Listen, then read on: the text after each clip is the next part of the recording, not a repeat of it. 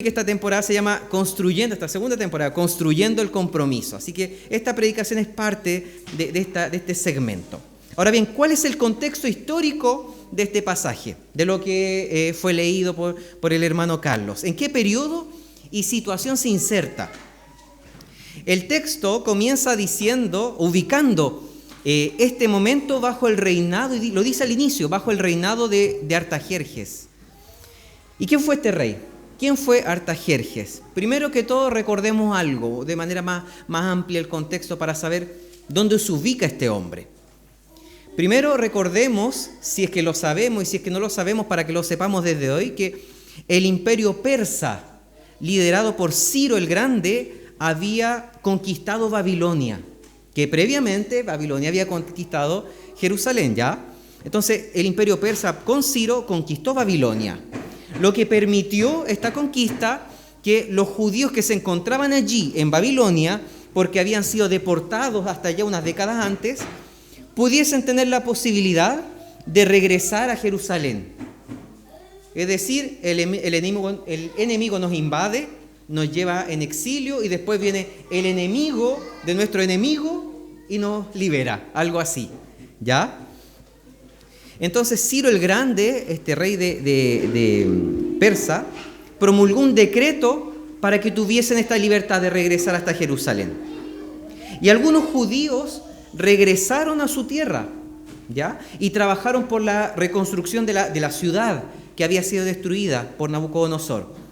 Pero otros decidieron quedarse allá, en el exilio, en este lugar de Babilonia, porque ya estaban instalados y se habían arraigado a ese lugar. Ya, claro, inicialmente no era donde querían estar, pero ya que estaban ahí, tuvieron familia, procrearon, construyeron casa, entonces ya para qué, yo creo que probablemente el sentir de ellos era, ¿para qué nos vamos a mover de aquí nuevamente?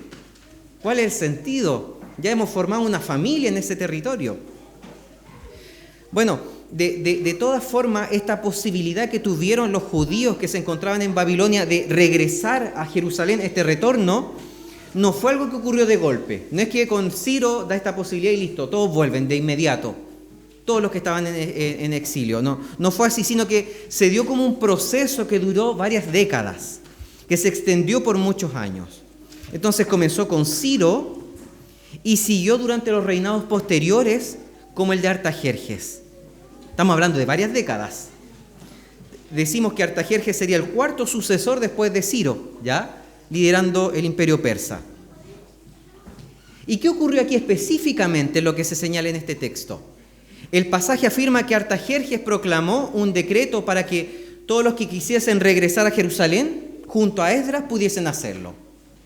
Además, Esdras podría llevar al templo todo el oro, dice, la plata, las ofrendas y los utensilios que hubiese recaudado para restablecer el culto a Jehová.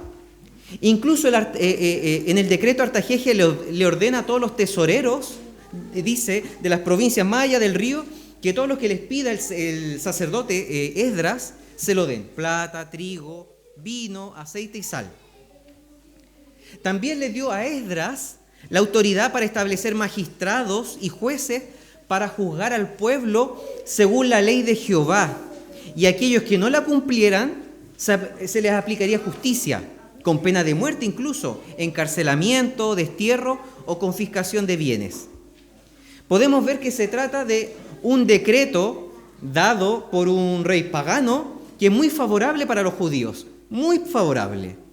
También es importante notar que no solo mostraba cierto beneplácito del rey a este pueblo, es decir, como cierto favor hacia ellos, sino que el mismísimo Artajerjes reconocía el poder y la soberanía de Jehová. Así lo vemos explícitamente, que él reconoce, siendo un rey pagano, la soberanía del Señor, del rey de los judíos. Él declaró: todo cuanto ordena el rey de los cielos se ha hecho con esmero para la casa del Dios del cielo. No sea que venga la ira contra el reino del rey y sus hijos. Está diciendo, no sea que venga la ira de Dios contra mí. Eso está diciendo. Aquí no solo dice, ese Dios en el que ustedes creen, el Dios que tienen ustedes, no es como un reconocimiento de eso nomás, sino el Dios de los cielos. Él habla en plural. Es decir, él está reconociendo a aquel que es soberano sobre toda la creación, aquel que se encuentra por sobre todo lo que existe. Entonces, hermano, imagínense lo profundo que es esto, que él, que es un rey pagano, yo quiero insistir en esto, él es un rey pagano, reconoce y se somete a la autoridad y supremacía del Señor. Podemos ver que Jehová en su providencia fue levantando hombres que incluso sin ser parte de su pueblo utilizó para llevar adelante su propósito. Él levantó hombres que no necesariamente eran de la nación de Israel porque servían al propósito que él tenía. Por ejemplo, en la misma palabra nosotros encontramos, yo mencioné a Ciro delante, en la misma palabra vemos que Dios se refiere a Ciro como su ungido. Él dice que Ciro es su ungido. En este caso con Artajerjes, vemos que Dios lo ocupó como un medio para restablecer el culto en el templo de Jerusalén. ¿Y cómo lo hizo? Artajerjes le dio las herramientas legales a Esdras para poder recibir todos los recursos que se necesitaban, desde el oro y la plata hasta objetos como los utensilios que eran necesarios en el templo. Y además de esto, como ya también lo dije, le dio a este sacerdote la autoridad para establecer magistrados, es decir, para establecer jueces que juzgasen al pueblo de acuerdo a la ley de Moisés. Dicho de otro modo, buscó restablecer el orden, el rey pagano, el orden legal y el orden litúrgico consignado en la palabra del Señor. Entonces, en todo esto, hermanos, podemos ver cómo Jehová fue dirigiendo la historia. Él va dirigiendo la historia para preservar y bendecir a su pueblo. Él obró, el Señor, providencialmente a través de personas que no tenían nada que ver, podríamos decir. Que no tenían absolutamente nada que ver en términos sanguíneos o de raza, étnicos, con la nación que él estaba formando. Pero el Señor así lo quiso en su providencia. Imagínense si Artajerjes, este rey, llega a reconocer que se trata del Dios de los cielos. Que si él no le obedece, este Dios tiene el poder para castigarlo a él y a su familia. Él dice a él y a sus hijos. Esta actitud nos demuestra que él, siendo un pagano, tenía una comprensión mucho más clara, mucho más profunda de la santidad y de la soberanía de Jehová, mucho más que la que tenían los judíos que estaban viviendo durante décadas en Babilonia. Y ahí uno ve un contraste, ese tipo de contraste que uno encuentra, por ejemplo, en el Evangelio de Mateo, cuando el Señor trata de mostrar cómo los paganos sí seguían a Jesús, mientras que los judíos que tenían que recibirlo, lo rechazaban. Aquí vemos lo mismo. Él entiende mejor, el rey pagano, de quién se trata Jehová, quién es Jehová, cuál es su ser, lo que él ha hecho, que los mismos judíos que estaban en Babilonia. Porque muchos de ellos no tenían ningún interés en regresar a Jerusalén, los judíos. Como ya les dije, estaban cómodos viviendo en esta tierra extranjera y probablemente sin ninguna preocupación de adorar al Señor tal como Él lo había ordenado en su palabra. Ellos probablemente tenían algún tipo de religiosidad allá en Babilonia. Tienen que haber adorado, pero no de manera estricta. Eso lo podemos deducir claramente del texto. No de manera estricta como el Señor lo había establecido. Claro, ellos reconocían que era Jehová, pero no en los términos que Él lo determinó en la ley de Moisés. Así que vemos por parte de estos judíos en Babilonia un conformismo. Podemos decir una autocomplacencia por parte de estos muchos judíos en el exilio. Mientras que el rey impío estaba preocupado de que el culto volviese a ser como Jehová lo había ordenado. Porque sabía que la desobediencia traería consecuencias nefastas. Él lo dice claramente, él entiende que desobedecer, el cómo se debe rendir la adoración, traería consecuencias negativas. Y él habla concretamente de las consecuencias en su familia. Qué tremendo contraste, qué gran contraste entre aquellos que eran parte del pueblo que recibió la ley y las promesas y el rey pagano. Uno diría, bueno, los que reciben la ley y las promesas son los que van a obedecer. El rey pagano, uno da por hecho que es el que va a rechazar. Aquí es todo lo contrario, es absolutamente lo contrario. Los que tienen que recibir y respetar la ley no lo hacen. Mientras que aquel que es de una nación, una civilización extranjera totalmente distinta a la nación de Israel, él se somete, él dice, bueno, hagamos esto, restablezcamos el orden correcto del culto. Toma, aquí están las cosas, los objetos que necesitas, porque si no el Señor me va a castigar. Imagínense. Entonces aquellos que tenían que preocuparse en vivir y practicar el culto de la manera como el Señor lo había determinado, no lo estaban haciendo.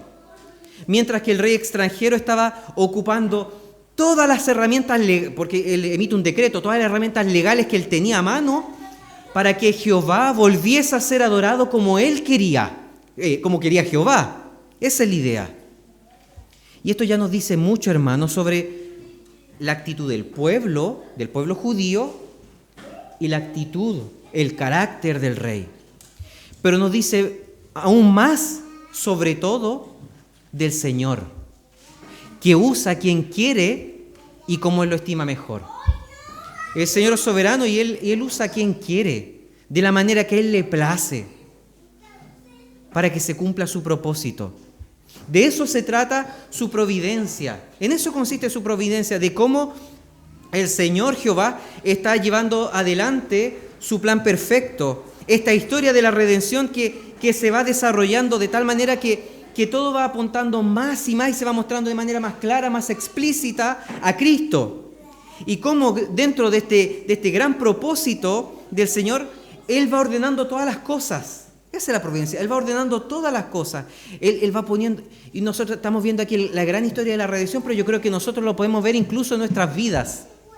Incluso en nuestra vida. Cómo Él va ordenando todo. Cómo Él va poniendo personas. Cómo Él va abriendo y al mismo tiempo cerrando puertas para que se cumpla su propósito, para que avance, siga desarrollándose su plan perfecto, para que se cumpla todo aquello que Él ha determinado. Así que, hermanos, la iniciativa, este decreto que emite Artajerjes, no es algo que nace de él, así como, porque se le ocurrió, porque tenía un corazón bueno. No, no es eso. No es algo que nace de él. No es porque quiso ser amable con los judíos, sino que Jehová lo usó como un instrumento en sus manos. Jehová lo usó como un instrumento en sus manos, como un medio para cumplir el fin que Él, el Señor, se había propuesto.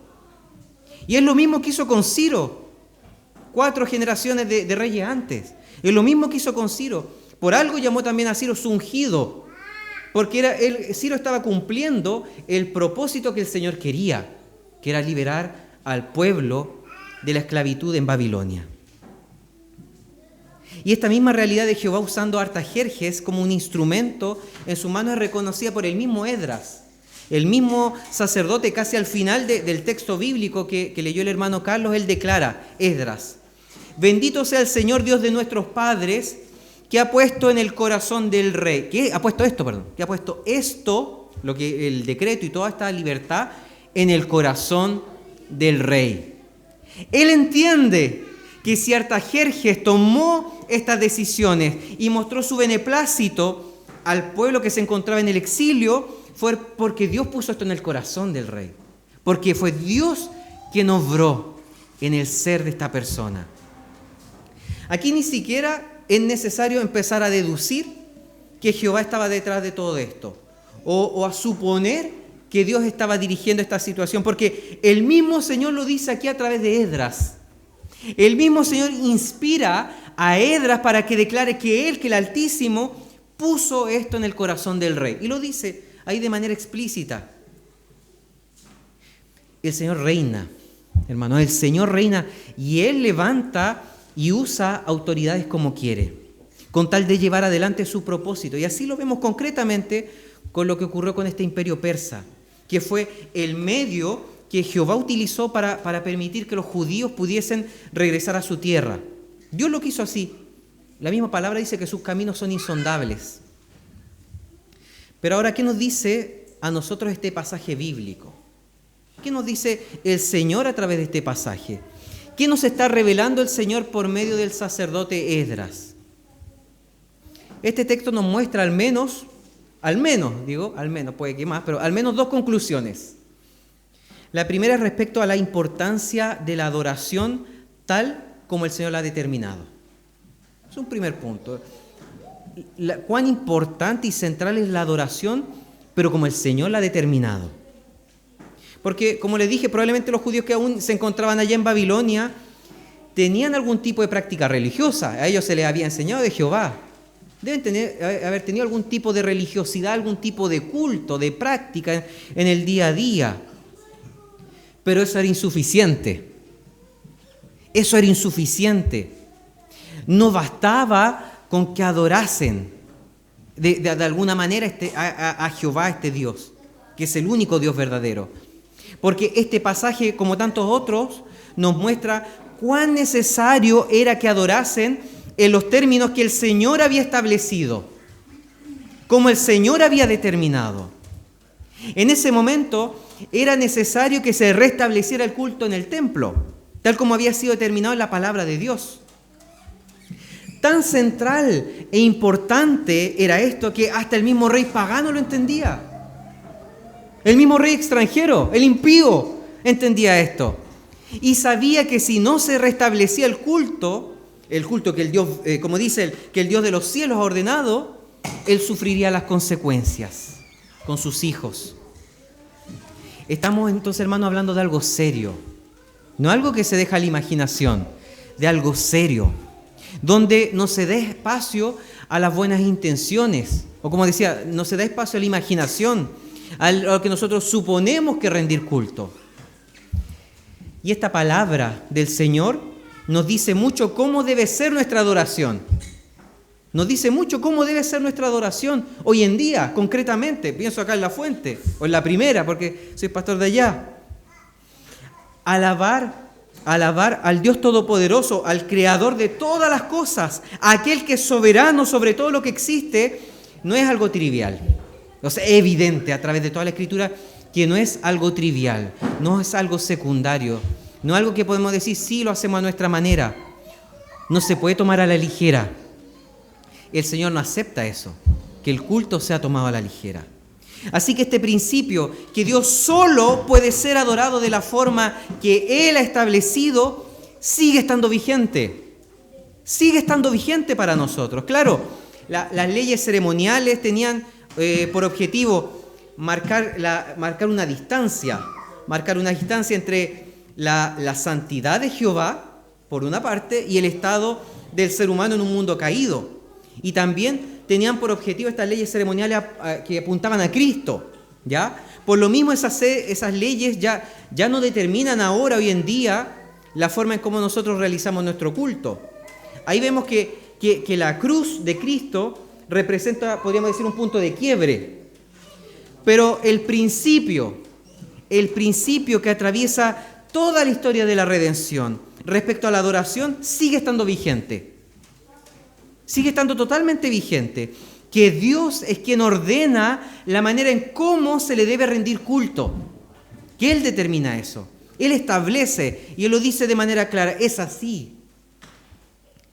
Así que nuestro culto de hoy en día, acá en La Fuente, en La Primera o en San Carlos, debe ser tomándose muy en serio, hermanos, muy en serio esta palabra del Señor. Porque como les decía, aquí no, la verdad no valen las buenas intenciones o la imaginación. Lo que importa es lo que Dios ha determinado. La tendencia pecaminosa en nosotros es a relativizar lo que de repente nos parece demasiado estricto. Decimos, bueno, pero en realidad no es tan así, quizás se puede hacer de otra manera, ¿para qué nos vamos a poner tan graves? Pero eso la verdad es como nuestra tendencia pecaminosa. Yo he escuchado muchas veces eso, ¿para qué le vamos a dar tanto color? ¿Cómo tanto? Pero, hermanos, si el Señor dice que las cosas son de una manera, y lo dice claramente, las cosas son así, nosotros la verdad no tenemos ninguna libertad de decir que son de otra. No podemos hacer eso. Si Jehová en su palabra declara esto es así, bueno, así nomás es. Así es simple, así es. Nosotros no podemos salir con subterfugio, cosas medias raras, tratando de buscar una alternativa a lo que Dios es claro y en lo que Él ha determinado. Por lo mismo, hermanos, siempre deberíamos estar reflexionando sobre nuestras prácticas. Pienso en el culto, estamos hablando de eso específicamente. ¿Estamos haciendo lo que el Señor ha ordenado? ¿Estamos haciendo lo que Él ha determinado? ¿O simplemente lo que nos parece bien en el culto? Según nuestras buenas intenciones. Son preguntas retóricas, no estoy diciendo que las respondamos aquí, pero deberíamos estar reflexionando en eso. ¿Estamos haciendo lo que el Señor ha dicho o lo que a nosotros se nos ocurre?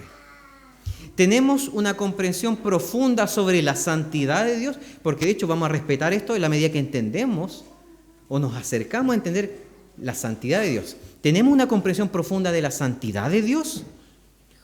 ¿O no le tomamos el peso a la adoración? Necesitamos estar meditando en base a este tipo de preguntas, hermanos. Porque si no, corremos el riesgo que si no meditamos, no reflexionamos en esto, vamos a estar tomando el culto a la ligera, el bautismo, la Santa Cena a la ligera. Como que en realidad sí lo hacemos, tratamos de hacerlo bien y listo. No, no se trata de eso. Hay algo que tiene un gran peso, algo que es sagrado. Algo que es sagrado. No es la comprensión de sagrado que tenían los judíos del tabernáculo, del templo, no, pero entendiendo que es algo solemne también, porque el culto se trata de honrar al Dios Todopoderoso, que es santo, que nos permite que nos acerquemos así como así a su presencia, porque justamente por eso Él determina y pone reglas para decirnos cómo tenemos que acercarnos a Él. Porque de hecho, si nosotros vemos en el Antiguo Testamento, en el Pentateuco, cuando la gente quería acercarse a su manera, se morían. Así es simple. No podían resistir estar frente a la santidad del Señor, se morían. No podían rendirle culto como ellos querían. Por algo es determinante, hermanos, entender esto, que el Señor ha establecido cómo debe ser adorado, y a nosotros lo que nos compete es respetar esto, respetar este principio que sigue estando totalmente vigente. Una segunda conclusión, hermanos, que podemos sacar a partir de este pasaje es sobre la provisión del Señor. En este pasaje vemos que Jehová proveyó por medio del decreto de Artajerjes las ofrendas, utensilios y objetos que se necesitaban para restablecer el culto en el templo. Por medio de este decreto, Esdras tenía ya como la posibilidad legal de poder recibir todo lo que se necesitaba de manos de los sacerdotes, dice el texto, de los tesoreros, incluso del pueblo. Podemos decir que en su providencia el Señor ordenó todas las cosas para que se pudiese contar con todo lo necesario para la adoración. Y en este contexto, y estamos hablando específicamente en este contexto de relación pactual entre Jehová y su pueblo. Y en esto vemos que Dios no solo estableció el pacto, algo que nos importa a nosotros como iglesia presbiteriana. Dios establece el pacto, pero además de establecerlo, Él se aseguró de su cumplimiento. Ya de partida por algo envía a Jesucristo. Nosotros eso ya lo vemos en Génesis 15 al 17. Dios establece el pacto, capítulos 15 al capítulo 17, esa era la idea. Dios establece el pacto, pero inmediatamente queda en evidencia que nosotros como seres humanos no podremos cumplirlo. Por eso envía a Jesucristo. Entonces, Dios establece este pacto y se asegura totalmente, establece todos los medios, pone adelante todas las herramientas para que se pueda cumplir. Y una de esas es la provisión en el restablecimiento del culto. Nada en la historia podía ser un obstáculo para que el plan de Dios siguiera su curso. Nada va a ser un obstáculo. Incluso a futuro, nada, absolutamente nada, se podrá oponer para que el plan siga avanzando, para que este pacto se siga desarrollando y manifestándose. Él puso en las manos de Esdras todo lo que necesitaba para que el pueblo pudiese volver a Jerusalén y rendir el culto que había sido abandonado. Hablamos de culto que había abandonado tal como el Señor lo había determinado. ¿Y qué nos dice a nosotros esto sobre la provisión del Señor? Primero, en un sentido específico, que Él es el Señor, es Jehová quien persevera en su pacto. Él persevera en su pacto, proveyendo de todo lo necesario para que su plan siga adelante. Nada ni nadie podrá ser un impedimento a esto. Entonces, es el Señor que persevera y Él nos hace a nosotros perseverar. Pero Él es el que se asegura de esto. Así que Él provee todo para que eso se mantenga. Y segundo, en un sentido amplio, a propósito de la provisión del Señor, el hecho de que Él provee. Esto en un sentido general, el hecho de que Él, el Señor, provee. Claro, todo lo que se necesita para la adoración comunitaria, Él provee, pero también lo que nosotros necesitamos en el día a día, porque también tenemos una relación pactual con el Señor. Y hermanos, aquí esto quisiera que pudiésemos meditar también en esto, que yo creo que a todos nos ha pasado en algún momento, o incluso puede estar pasándonos ahora, de forma quizás más o menos intensa, el experimentar incertidumbres o temores de si vamos a tener para cubrir nuestras necesidades. Yo creo que todos han vivido algo así en algún momento. ¿Vamos a tener para cubrir nuestras necesidades? Muchas veces se pregunta, ¿vamos a llegar a fin de mes? Muchas veces ponemos toda nuestra seguridad en aquello que tenemos. Sueldo, vivienda, cónyuge incluso. Y nos atemoriza o nos atemorizamos ante la posibilidad de que algo nos falte o que lo perdamos. Entonces muchas veces nuestra seguridad, nuestra convicción, aquello que nos da la tranquilidad, la terminamos poniendo en cosas de este mundo. En lo que nosotros, con lo que contamos, lo que tenemos. Y ese miedo de perder. Yo creo que ninguno de nosotros podría decir que nunca ha sentido estos temores, en algún momento al menos de su vida. Porque vivimos en un mundo caído. Porque de hecho nosotros no hemos alcanzado un estado de santificación, de glorificación plena. Estamos en un proceso, en un caminar, donde caemos, flaqueamos. Entonces, de una u otra manera puede que alberguemos ese tipo de sentimientos o que hayan venido en algún periodo, en algún momento, frente a distintas situaciones. Muchas veces si vemos que la vida está más o menos tranquila, ya, permanecemos tranquilos. Pero si ocurre algo que nos desestabiliza, ahí tenemos miedo a perder lo que tenemos. O ese miedo de podemos contar con lo que necesitamos. Por lo mismo, hermanos, cuán necesario es meditar y recordar una verdad que es muy latente en la Escritura, que el Señor provee. El Señor provee, claro, provee para el restablecimiento del culto, pero también, y para la adoración, pero también lo concreto en nuestras vidas, en esta, como decía, relación de pacto. El Señor provee. Y cuando uno dice el Señor provee, realmente puede sonar como frase cliché. Porque es como suena fácil decir, sí, el Señor provee. Entonces suena como frase cliché, como frase bonita. Pero la verdad que no son simplemente palabras bonitas el decir que el Señor provee. Es una realidad. Y tenemos que creer en esto porque la palabra lo dice, es una realidad, algo concreto. Y yo le puedo decir, yo creo que probablemente todos tienen alguna experiencia donde han visto la provisión del Señor. Yo he vivido, yo podría dar testimonio, no es el espacio para dar testimonio aquí, pero yo tengo testimonio de cómo el Señor me ha provisto en situaciones donde yo decía, la verdad que tengo miedo, pero el Señor ahí siempre extendió su mano. Yo creo que todos, de una u otra manera, hemos vivido algo así y hemos visto la generosidad del Señor. Porque por eso decía que algo real, algo concreto, nuestro Padre Celestial conoce nuestras necesidades. Él las conoce incluso mejor que nosotros mismos. Conoce nuestras carencias. Y las conoce por adelantado, de hecho. Por lo tanto, necesitamos aprender a descansar en Él. A descansar en su fidelidad. No fidelidad a nosotros, sino fidelidad que Él tiene a su pacto. El mismo Jesús habló de esto cuando se refería a los lirios del campo, ¿cierto? Descansar en la provisión del Señor. Él habló de esto sobre la provisión del Señor y la importancia de hallar reposo en Él. Producto de esto, de la confianza, de la fe que tenemos en el Señor. Es una tarea difícil, sí, porque como decía, estamos en este proceso de santificación donde nuestra fe de repente puede flaquear. Entonces es una tarea difícil. El que tengamos una confianza profunda, pero va de la mano con ir cultivando una relación más profunda con Dios e ir creciendo en este proceso de santificación. Y en la medida que más nos entregamos por completo al Señor, porque de hecho no existe aquí una fórmula, una receta, lo que podemos decir que sí hay que entregarse más y más por completo al Señor, poner la confianza en Él, confiar en su soberanía, y viéndolo de manera mucho más profunda e ir intensificando esta visión de Él como nuestro Padre Celestial. Solo así, si cultivamos esta relación que va creciendo, que se va estrechando y va siendo cada día más profunda con Él, podremos descansar. ¿Y podremos descansar concretamente en qué? Que estando en Él no nos faltará nada. El mismo rey David lo dice en el Salmo 23. Él dice, Jehová es mi pastor, nada me faltará. Jesús, después en el Evangelio de Juan, dice, yo soy el buen pastor. Entonces nosotros podemos entender que aquí de lo que está hablando David en el Antiguo Testamento, en el Salmo 23, lo podemos ver entendiendo que la Biblia es una revelación progresiva.